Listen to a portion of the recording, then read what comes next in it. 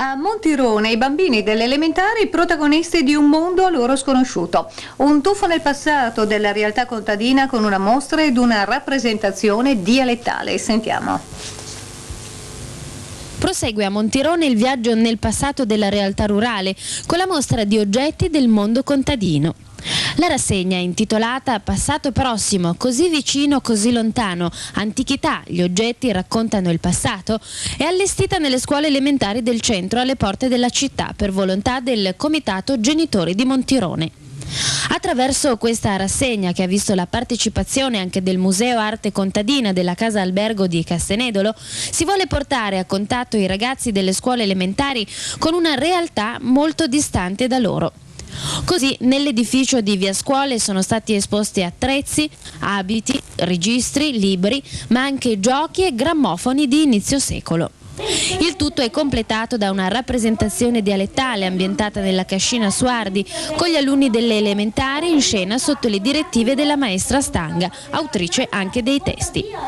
La mostra potrà essere visitata fino al prossimo 25 aprile, con possibilità di visite guidate per le scuole. Dove sta?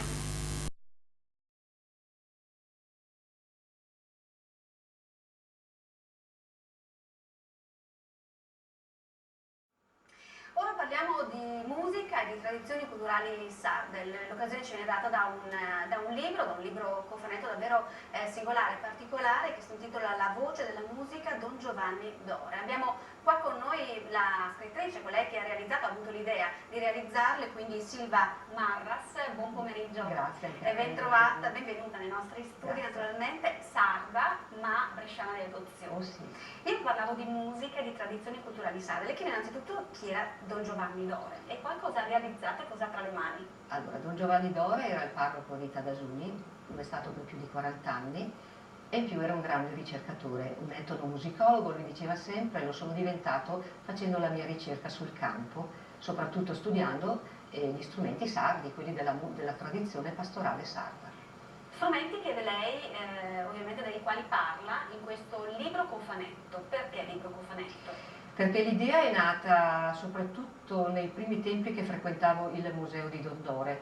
Il museo era ospitato nella sua canonica, perché lui viveva lì, e ha cominciato a raccogliere questi strumenti, li ha studiati, li ha valutati, li ha fatti conoscere, e man mano questo museo è diventato sempre più grande, finché è diventato un museo molto importante in Sardegna. Però mi sono accorta che il museo era sprovvisto proprio di CD, di libri a portata di mano. Dicevo: Don Dore, le sue lezioni sono troppo importanti per non essere poi fissate e addirittura mandate nelle scuole, oppure a chi vuole ripassare ciò che lei ha detto, perché era veramente una fonte inesauribile di notizie. Quindi nei DVD cosa viene riproposto?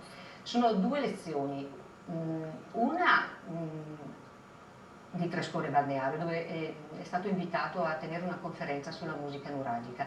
L'altro invece sono spezzoni tratti dalle mie visite al suo museo. E a chi è rivolto naturalmente questo prodotto editoriale?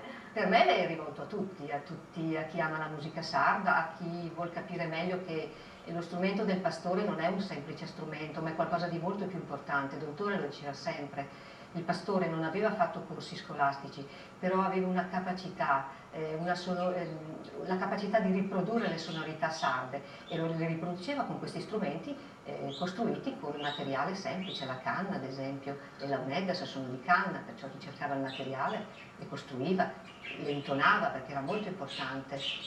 Quindi ripercorre un po' l'artigianato dello strumento musicale sardo, per così dire. Il libro che lei ha tra le mani verrà, che abbiamo visto noi anche, abbiamo visto delle immagini adesso scorrere, verrà presentato sabato nella sala conferenze della Biblioteca Civica Querignana a Brescia. L'appuntamento è alle ore 10. Diversi sono gli ospiti, chi ci sarà? Allora, mi hanno assicurato la loro presenza il sindaco Livio De Lidia, la nipote di Don Dore, Maria Rosaria Dore.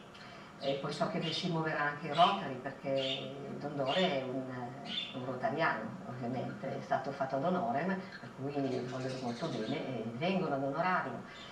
E poi altri personaggi che mi hanno assicurato, presenterà il vicepresidente Arturo Bettoni, e ci sarà la presenza anche dell'assessore Arcai.